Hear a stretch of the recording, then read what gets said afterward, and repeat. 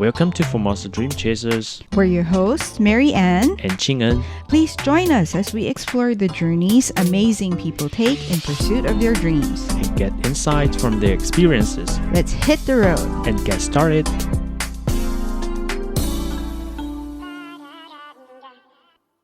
Hello and welcome to Formosa Dream Chasers. This is Mary Ann with Chén. And our topic today might be surprising as we are going to talk about an event that happens to every woman on a monthly basis, their period. You might be wondering why we would be talking about periods of all things. It's simply because our guests today own and run a company dedicated to advancing menstrual products in Taiwan. We are excited to welcome Fiona, Wen-fei, and Chen Yuan-yi, the founders of GoMoond, to the studio. GoMoond offers a range of period products such as menstrual cups and menstrual panties, just to name a few. With over a decade of experience in the field, Wen-fei and Yuan-yi have been at the forefront of introducing and advocating for innovative menstrual products. Through our chat with them, we will learn what is the current perception of menstruation in Taiwanese society, the challenges the women in Taiwan need to deal with when it comes to their periods, and what variety of period products are available in the market. Hi, welcome Fiona and Yuan-yi. Could you please start by greeting our audience and sharing a bit about yourselves? Hello everyone, I'm Yuan-yi and you can also call me Yi. I'm the founder of GoMoond and it's the 8th year after I created this career, and I was an industrial designer full of passion to discover and understand every kind of menstrual product. So that's why I'm here. Okay. Hello everyone, I am Fiona. Also call me Fei. I met Yuan-yi at the Taiwan first menstrual cup crowdfunding plan, and we decided to do something with Taiwan periods. So we create GoMoond. I'm curious because I did not grow up in Taiwan. So how were women educated about periods during your time or even now? And has much changed over time as people become more aware about periods and period products? When I was in elementary school, I remember once in the afternoon, there was a company, I don't remember which brand, but they sent one person to the school and they told us how to deal with our period. And I don't remember if that was only for girls or also with boys, but as I know that during that period, most schools separate girls and boys. So only girls got the education about period. So normally after teaching the session, sometimes the boys will curious about, what happened? But since the situation is separated, so for girls, they also feel like it's something secret that you can only talk with girls. So that's the thing when I was a child. But as I know now, most school, when we go to give a lesson or some talk about period, normally they put girls and boys all together. And that's good. Yeah. And I also noticed that there are a lot of males, even the adults and also child, they are also curious about period. So I think now it's a better age to that people, like everyone, could understand how to deal with menstruation. I see. Yeah. What about your experience, Fiona? When I was elementary school, we bring pads with a little bag and to hidden it. Sometimes we want to borrow pads with friends. We ask, do you have lead? My lead is coming. So we have the lead to set the menstrual pad and menstrual time to use lead to set it. Yeah, we don't say the word. You sort of hide the fact that you have a period. You say, I have a guest, something like that. I have a guest this month, something like that. Yeah, my auntie is coming. Your auntie is coming. Auntie. Yeah. And we also use apple bread Apple bread. to refer to the menstrual pad. Yeah. Wait, what's that? 苹果面包. Oh, really? Yeah. It's because a kind of bread products that was sold in schools, shops. Yeah. And we call the pad. It looks like the shape. Looks really similar. I see. But now you're saying that things are more open. Was it because it was something that people were ashamed about, or it's just that people didn't talk about it openly? I think it didn't talk about it openly more because we found many people told about the periods and they use a little voice. Oh, they talk about it softly. So we don't know why, but we just do like the other do. I see. Okay. Yeah, but I noticed that when we talk with some people, when they turn lower of their volume, if you talk with the same way like when you are normally talking, then the other person will also change to like use common way to talk, not whispering. Yeah, so I think also now maybe on website there are a lot of like groups or column or like social media platform. Yeah, a lot of people are aware of the importance to just say the word period or menstruation. So now more and more girls and women, we just say, "Oh, my period's coming." Yeah, not my dad is coming. Or my auntie. I think that it's very important to let everyone understand and talk about period. It's because half of the population in the world is women. And also during our 80 years of life, there are about 40 years we have period. So it's half of our life.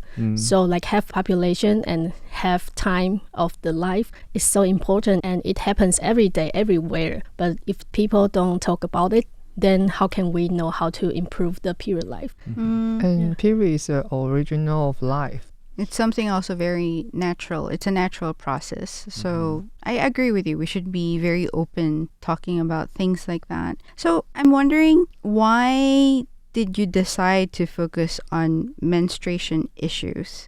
Did something happen that made you decide, okay, I need to get people on board and understand that menstruation is very normal. There's nothing to be ashamed about it. So why decide to focus on that? Yeah, for me, it's because when I was young, I also used menstrual pad. And in my third year in college, I started to try tampon.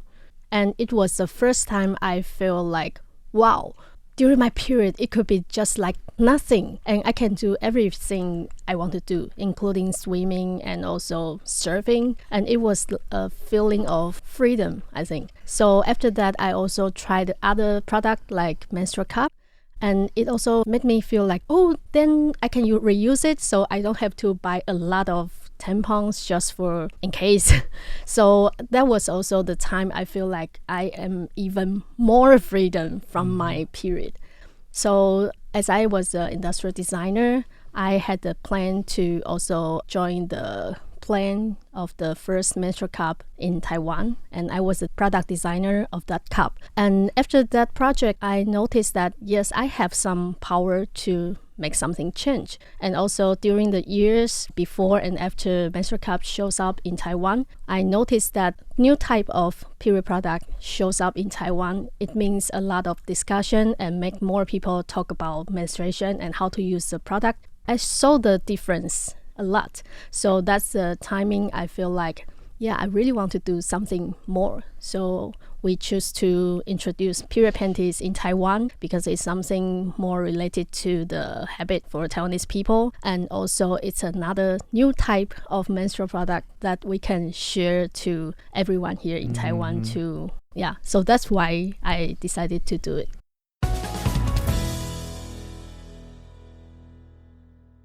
Would you mind sharing why it's so difficult for Taiwanese women to get menstrual cup before you started the crowdfunding project?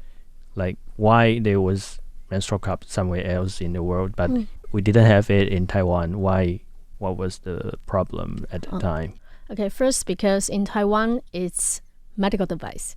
So if it's not a approved device in Taiwan, even if you want to buy the product overseas, if the customer notice that, oh, it's a medical device without application, it will be just thrown away. And even you could get fined a lot. Oh, yeah, okay. so it's not easy to just buy it.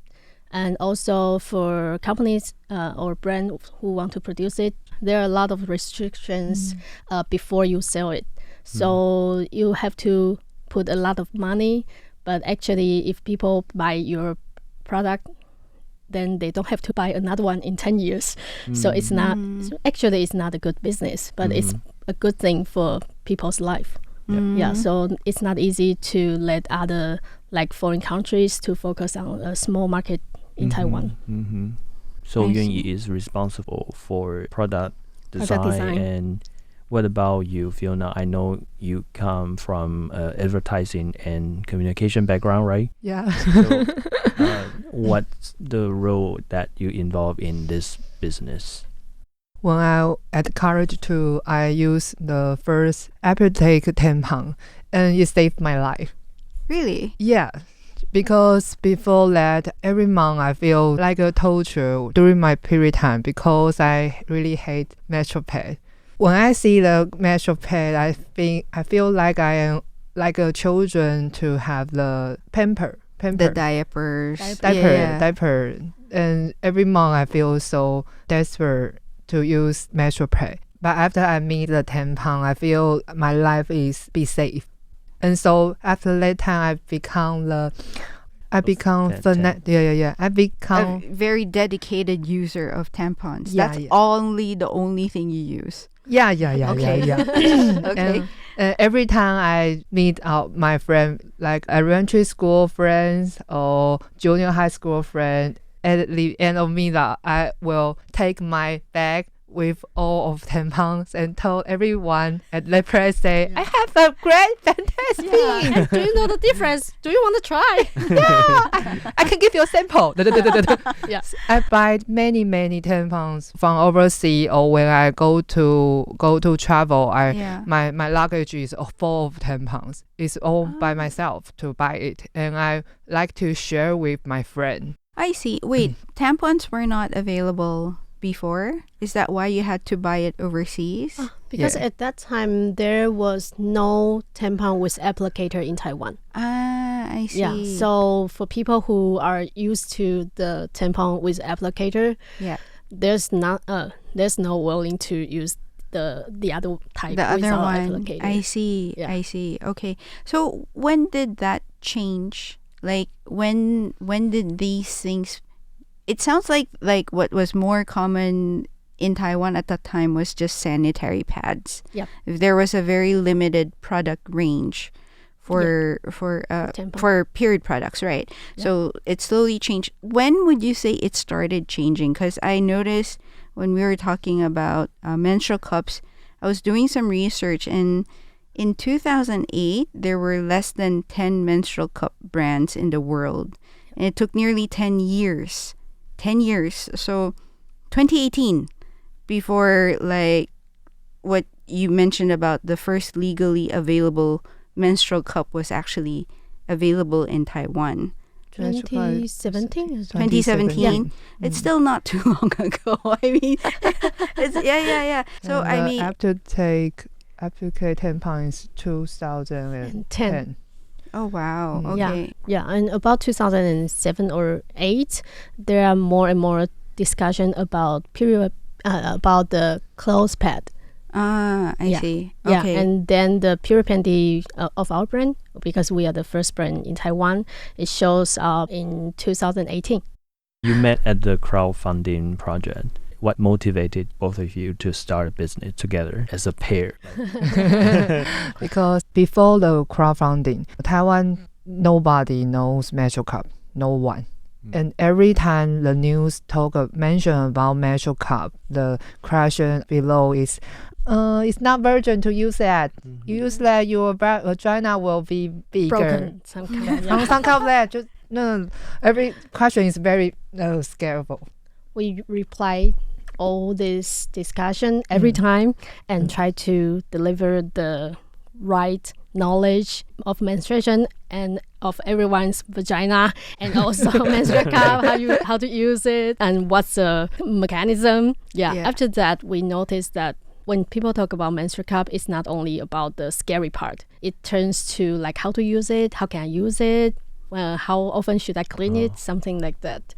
During the time of the crowdfunding time, many people knows about menstrual cup.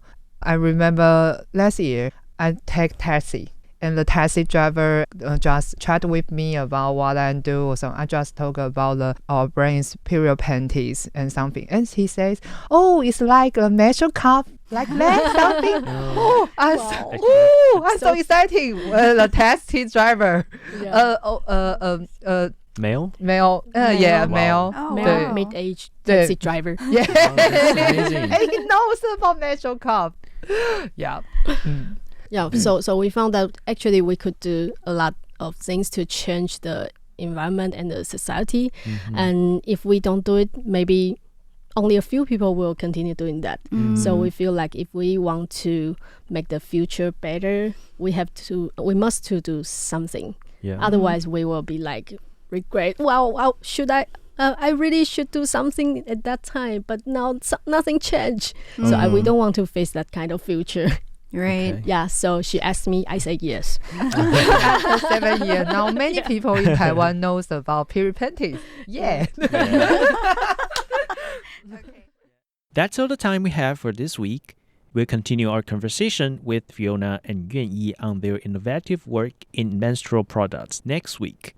To close the show, we are playing Hello Bye Bye by the Taiwanese singer Joanne Baba. This song captures the emotional highs and lows that women experience during menstruation and explores their relationship with periods throughout their lives. We hope you enjoy it.